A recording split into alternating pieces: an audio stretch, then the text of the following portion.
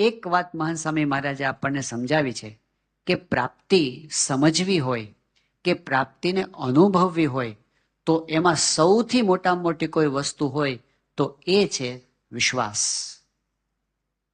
યોગ્ય સત્પુરુષ મળ્યા છે પછી એમાં વિશ્વાસ પૂરેપૂરો જો આપણને આવી જાય તો સ્વામી કે પ્રાપ્તિના દ્વાર ખુલ્લા થઈ જાય. વિશ્વાસ, પણ એ વિશ્વાસ એ વધે એટલા માટે મહાન સ્વામી મહારાજ એમ કે છે એમની નિર્મળતાનો વિચાર કરો. નિર્મળતા એ વધારે અગત્યની છે. સ્વામિનારાયણ ભગવાને વચનામૃતમાં સ્વરૂપને સમજવાના દ્વાર તરીકે સત્પુરુષના જીવનને જોવાની વાત કરી છે. પરચાને જોવાની વાત નથી કરી, જીવનને જોવાની વાત કરી છે. જ્યારે એમના જીવનને જોઈએ, ગુણાતીતાનંદ સ્વામી, ભગતજી મહારાજ, શાસ્ત્રીજી મહારાજ, યોગી બાપા, પ્રમુખ સાહેબ અને મહાન સ્વામી મહારાજ, એમાં અનંત દિવ્ય ગુણોના દર્શન આપણને પ્રત્યક્ષપણે થાય છે જેમ જેમ એ ગુણોનો વિચાર કરતા છે. ઉદાહરણ તરીકે આપણે જોઈએ છે કે એમનામાં એક ગુણનો અનુભવ આપણે બધાએ કર્યો છે. એ અત્યંત અહમ શૂન્ય અને નિર્માની સત્પુરુષ છે. આ જે માન છે ને, કનક તજ્યો કામિની તજ્યો, તજ્યો ધાતુકો સંગ તુલસી, લઘુ ભોજન કરી જીવે માન કે રંગ. તુલસીદાસ કે છે કે બધું છોડી શકાય પણ માન છૂટી શકતું નથી. એ માયાનું છેલ્લું શસ્ત્ર છે. એ ભલાને ઊંધા નાખી દેવું શસ્ત્ર છે. પણ આપણી સમગ્ર ગુણાતીત ગુરુ પરંપરામાં આપણને દેખાય છે લાખો લોકો એમની સામે હાથ જોડીને ઊભા હોય પણ એમની આંખમાં, એમની વાણીમાં, એમની ચાલમાં, એમના વ્યવહારમાં, એમના જીવનના એક પણ પ્રસંગમાં આપણને એવું ન દેખાય કે એમને કોઈ કાર્ય માટે જશ લીધો હોય કે આ મેં કર્યું છે. એમના ઐશ્વર્ય માટે જશ નથી લીધો, થયો હોય એમના આશીર્વાદથી, પણ કોઈ દિવસ પોતાના માથે જશ નથી લીધો. એ તો મહારાજની કૃપાથી થયો. આપણે શું થાય? કોઈ પણ મોટું કાર્ય થયું હોય, કોઈ દિવસ એને પોતાના પર આવવા નથી દેતું. અને હદ તો ક્યાં સુધી છે કે ચલો પોતે તો નથી બોલ્યા કે આ મેં કર્યું છે, કોઈ એમને કે આ તમે કર્યું છે એ સ્વીકાર્યું નથી. પણ એનાથી આગળ વધીને વાત, દિલ્હીનો પ્રસંગ ઘણી વખત આપણે સાંભળ્યો હશે કે મહાન પ્રમુખ સ્વામી મહારાજ પોતે નીતિનભાઈ ગઢિયાના ઘરે હતા અને રાતના મીટિંગ પછી સંતોની સહજ વાતચીતની અંદર અક્ષરધામ નિર્માણની વાતો નીકળી અને તે વખતે સંતોએ કીધું કે સ્વામી, અમે જે આ સેવા કરીએ છીએ બધાને અનુભવ થાય છે કે અક્ષરધામ એ આપની છાતી છે કે આપ બનાવી શકો છો, બાકી કોઈ આવું હાથમાં લે નહીં. અને આ કામ કોઈ કરી જ ના શકે, કોઈ સંકલ્પ જ ના કરી શકે ને. તમે એકલા હાથે આ અક્ષરધામનું કામ કરી રહ્યા છો. પ્રમુખ સ્વામી મહારાજ ક્રેડિટ લેવા તો તૈયાર હોય જ નહીં. એટલે બાપાએ કીધું કે આપણાથી શું થાય? યોગી બાપાના સંકલ્પે થાય છે, આપણાથી શું થાય? મહારાજની કૃપાથી થાય છે. પણ સંતોષ સામે બુદ્ધિશાળી હતા એટલે એમણે એક પછી એક આર્ગ્યુમેન્ટ્સ ચાલુ કરી બાપાની સામે કે આ તમે જ કર્યું છે. અને એક સમય એવો આવ્યો કે પ્રમુખ સ્વામી મહારાજ પાસે દલીલ કરવા માટે કોઈ શબ્દો ન રહ્યા. આ અમે નથી કર્યું એવા કેવું માટે શબ્દો ન રહ્યા. હવે શું કરે? અને સ્વામી ક્યારેય ન કરે ને એવું એમણે કર્યું. નોર્મલી બાપાનો આરામમાં જવાનો સમય હોય, સ્વામી એનાથી કોઈ દિવસ વહેલા ઊભા ન થાય. એ વખતે આરામમાં જવાને વાર હતી તોય સ્વામી ઓશિકું બાજુ મૂકી દીધું ઊભા થવા માટે. ગંભીર થઈ ગયા, બોલતા બંધ થઈ ગયા. સ્વામી ઊભા થયા અને સ્વામીના રોજના ક્રમ પ્રમાણે આરામમાં જતા પહેલા સ્વામી બાથરૂમમાં જાય. સ્વામી બાથરૂમમાં ગયા. કૃષ્ણ વલ્લભ સ્વામી સેવામાં હતા, એ સ્વામીને ત્યાં મદદ કરવા માટે ગયા.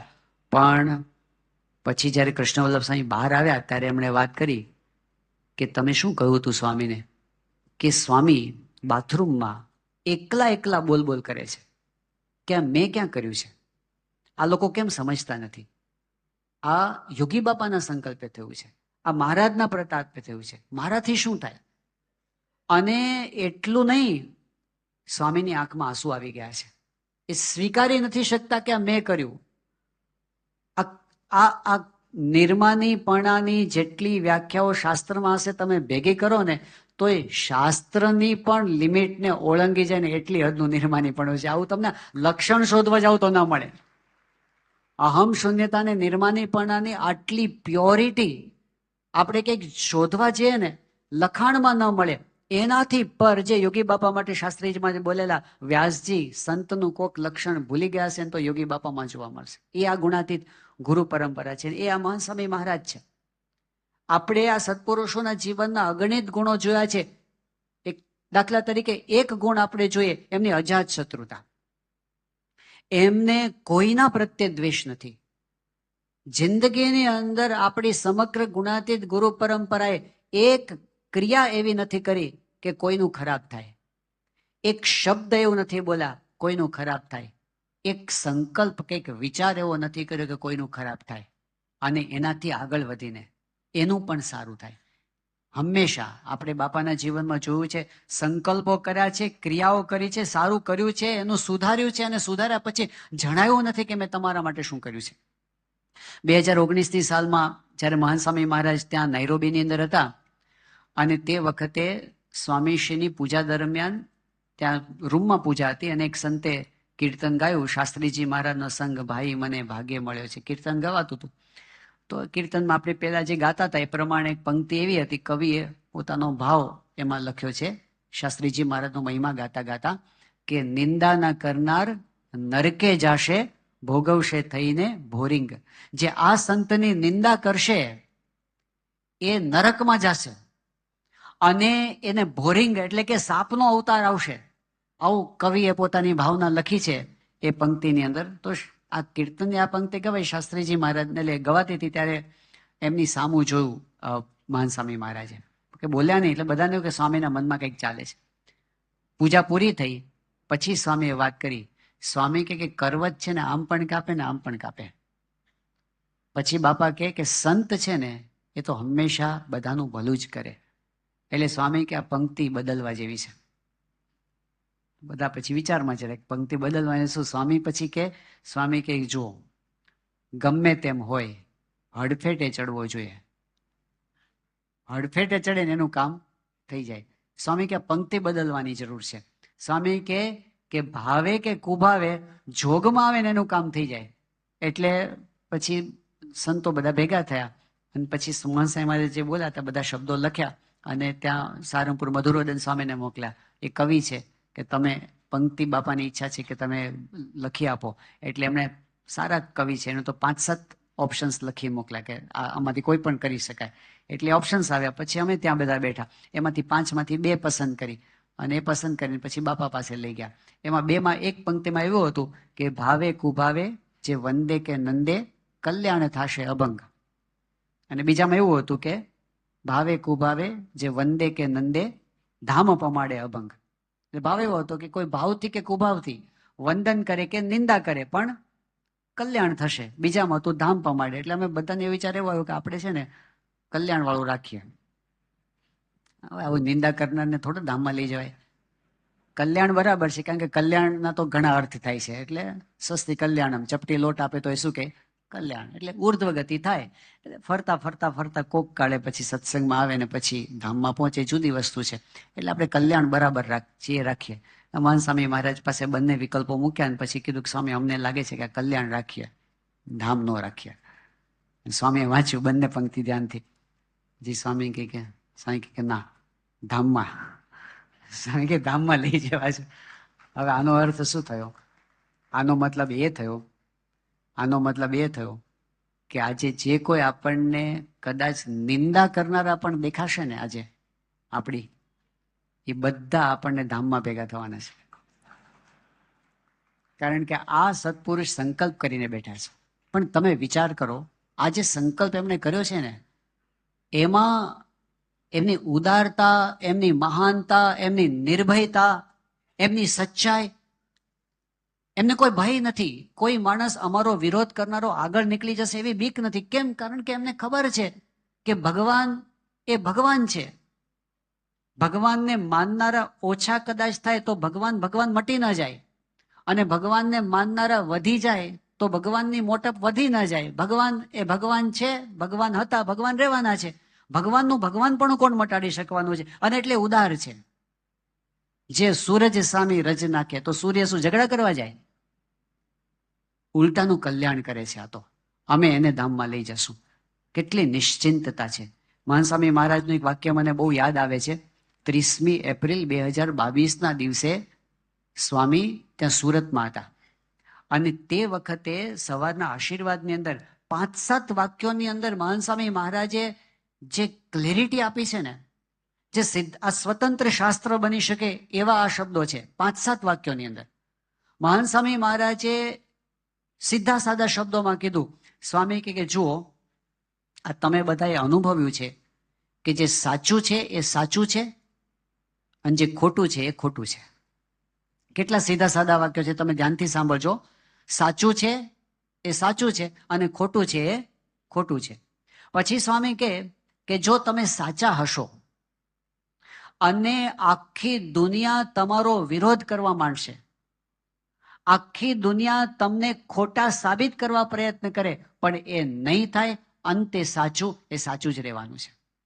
અને જો તમે ખોટા હશો અને આખી દુનિયા તમારા પક્ષમાં હશે, આખી દુનિયા તમારું સમર્થન કરતી હશે, તો પણ ખોટું એ અંતે ખોટું જ રહેવાનું છે અને સાચું એ અંતે સાચું જ રહેવાનું છે. એટલે આ સાચી મહારાજ સ્વામીની નિષ્ઠા છે એને પકડીને તમે રાખજો. આટલા શબ્દોની અંદર સ્વામી સિદ્ધાંત કહી દીધો. પણ આપણને ઘણી વખત જે બીક લાગતી હોય છે ને કે કોક મારા વિશે શું સમજશે, અરે કોકને આમ ગેરસમજ મારા વિશે થઈ જશે. મહાન સ્વામી મહારાજ કે અંતે સાચું એ સાચું જ રહેવાનું છે, ચિંતા કરવી નહીં. અંતે બધું જ ખોટું ખસી જવાનું છે. સત્યનો વિજય થાય છે, થયો છે અને થવાનો છે. પણ વાત આપણે શું કરતા હતા, એમના હૃદયની અંદર એમની નિંદા કરનાર કોઈ હશે ને તો પણ એને ધામમાં લઈ જવાના સંકલ્પો એ કરે છે અને લઈ જ જવાના છે, કારણ કે સમર્થ છે. બધાને લઈ ગયા છે, એ જ લઈ જાય છે, તો આમને પણ લઈ જશે. તો અજાત શત્રુતા, એમની પ્યોરિટી તમે જુઓ, એ પોતે તો અંતરથી અતિ શુદ્ધ છે, પણ એ બીજાને અંતરથી શુદ્ધ કરી શકે છે. આ કઈ કક્ષાના સત્પુરુષ આપણને મળ્યા છે, કેવી નિર્મળતા છે. તો આ બધું ભેગું કરી જ્યારે આપણે વિચાર કરીએ, શુદ્ધ બુદ્ધિથી વિચાર કરીએ, ત્યારે આપણને એટલી તો ખબર પડે છે કે આ બ્રહ્માંડમાં જો ખરેખર વિશ્વાસ રાખવા યોગ્ય સચ્ચાઈ જ્યાં આપણને જોવા મળતી એવા એક પુરુષ જો આપણે શોધવા હોય ને તો આપણી ગુણાતીત ગુરુ પરંપરા જેવું સ્થાન બીજું મળશે નહીં. સચ્ચાઈ, આ વિશ્વાસ, આના ઉપર વિચાર કરીને હવે વિશ્વાસ આવે છે. ખરો ભાગ તો હવે આવે છે. હવે શું કરવાનું છે કે એમના સ્વરૂપનું જ્ઞાન. અત્યાર સુધી આપણે જે વિચાર કર્યા ને એમાં એમના સામર્થ્ય અને એમની નિર્મળતાની ખબર પડી, પણ એ કોણ છે એ તો એ કે ત્યારે ખબર પડે. આપણને શું ખબર પડે, આપણી બુદ્ધિના મર્યાદામાં આવે એવું નથી એમનું સ્વરૂપ. એટલે મહારાજ પોતે કે પોતે કોણ છે તો આપણને ખબર પડે કે કોણ છે. ગુણાતીતાનંદ સ્વામી આપણને સ્વરૂપ ઓળખાવે, ભગતજી મહારાજ ઓળખાવે, શાસ્ત્રીજી મહારાજ ઓળખાવે, યોગી બાપા પ્રમુખ સ્વામી મહાન સ્વામી ઓળખાવે. અને એમણે આપણને ઓળખાવ્યું ત્યારે આપણને ખબર પડી કે સ્વામિનારાયણ ભગવાન સર્વોપરી ભગવાન છે, ગુણાતીતાનંદ સ્વામી અક્ષર છે. અને આજે જે આપણને ગુરુહરિ મહાન સ્વામી મહારાજ દેખાય છે એ મનુષ્ય નથી, એ હરતું ફરતું ભગવાનનું પ્રત્યક્ષ સ્વરૂપ છે. વડતાલ 19માં જે કીધું, અને વચનામૃતમાં મહારાજે એવું કીધું કે એવા સંતના દર્શન કરો ત્યારે એમ જાણવું મને સાક્ષાત ભગવાનનું દર્શન થયું. આજે હરતા ફરતા ભગવાન આપણને મળ્યા છે. જેવી રીતે આપણે મંદિર પર જઈએ અને ઘનશ્યામ મહારાજના દર્શન કરીએ કે મધ્યખંડમાં મહારાજના દર્શન કરીએ અને મૂર્તિને જોઈને આપણે એમ કહીએ છીએ કે આ ભગવાન છે. મૂર્તિને જોઈને આપણે શું કહીએ છીએ, આ ભગવાન છે. કારણ કે એ મૂર્તિ નથી, મૂર્તિમાં ભગવાન રહ્યા છે. એટલે આપણે શું કહીએ, આ ભગવાન છે. તો વચનામૃતમાં મહારાજ કહે છે જેમ 8 પ્રકારની પ્રતિમા છે એમ 9માં સંત છે. જો મૂર્તિને જોઈને કહેવાય કે આ ભગવાન છે તો સંતને પણ કહેવાય કે આ ભગવાન છે. પેલી સ્થિર મૂર્તિ છે, આ હરતી ફરતી મૂર્તિ છે. પણ હા, સંત એ તો હંમેશા દાસ થઈને જ રહે છે. એ પોતે તો હંમેશા ભગવાનમાં જ બધાને જોડે છે, પોતાની અંદર જોડતા નથી. અને છેલ્લે ભગવાન સુધી જ લઈ જાય છે. પણ વિશ્વાસ એ ત્યાં મૂકવાનો છે કે આપણને મનુષ્ય રૂપે દેખાય છે, પણ એમનું સ્વરૂપ એ આપણી આંખથી નહીં ઓળખાય, એમના વચનોથી ઓળખાશે. એમના વચનો એટલી હદ સુધી સાચા માનવાના જાણે આપણે સામે જોતા હોઈએ. Believing is seeing, believing is seeing. એટલે જ્યારે મહાન સ્વામી મહારાજ એવી આપણને વાત કરે છે જે અક્ષરધામમાં છે અહીંયા છે અને અહીંયા છે અક્ષરધામમાં છે, ત્યારે આપણે હવે વિચાર શું કરવાનો, આ પ્રાપ્તિના વિચારની વાત ચાલે છે કે અક્ષરધામમાં દિવ્ય સિંહાસન ઉપર અનંત તેજની વચ્ચે મહારાજ પોતે સાક્ષાત વિરાજમાન છે. એ સ્વરૂપને મનમાં ધારવાનું અને પછી મનુષ્ય રૂપે જે મહંત સ્વામી મહારાજ આપણને દેખાય છે ને એમને ધારવાના અને પછી યાદ કરવાનું કે એ છે ને એ જ સાંગો પાંગ, આંખમાં આંખ, હાથમાં હાથ, પગમાં પગ, જે અક્ષરધામમાં છે એનું એ સ્વરૂપ અત્યારે મને પ્રત્યક્ષ આ પૃથ્વી ઉપર મળ્યા છે. અને એ ભગવાન કેવા છે? વિશ્વાસથી આપણને સ્વરૂપ ઓળખાય, પણ એને માણવા માટે સ્વામી એમ કે છે હવે ફરી બુદ્ધિનો ઉપયોગ કરો કે જો આ વાત સાચી હોય તો આપણે કૃતાર્થ થઈ ગયા, આપણે ધન્ય થઈ ગયા, આપણે માલમમાલ થઈ ગયા. એમાં કૃતાર્થપણાની અંદર શું આવે? તો પહેલી વાત તો એ આવે આપણી બધી ચિંતાઓ પહેલા તો છોડી દેવી. આપણે રાત દિવસ જે માથે ભાર લઈને ફરીએ છીએ ને, આ સર્વ કરતાહર્તા છે. એમની મરજી વિના પાંદડું હલતું નથી. તો જે કંઈ થયું છે ભૂતમ યચ્ચ ભવદ્યચ્ચ યદેવાગ્રે ભવિષ્યતિ, જે કાંઈ થયું છે, જે કાંઈ થાય છે, જે કાંઈ થશે, બધું એમના ધ્યાનમાં છે. બધી એમને ખબર છે. કાલે શું થશે, પરમ દિવસે શું થશે, આવતા વર્ષે શું થશે, 5 વર્ષ પછી શું થશે. આ બધો ભાર લઈને આપણે ફરીએ છીએ ને, કાંઈ થવાનું નથી. બધું જે એમની મરજી છે ને એ પ્રમાણે જ થયું છે, એ પ્રમાણે જ થશે.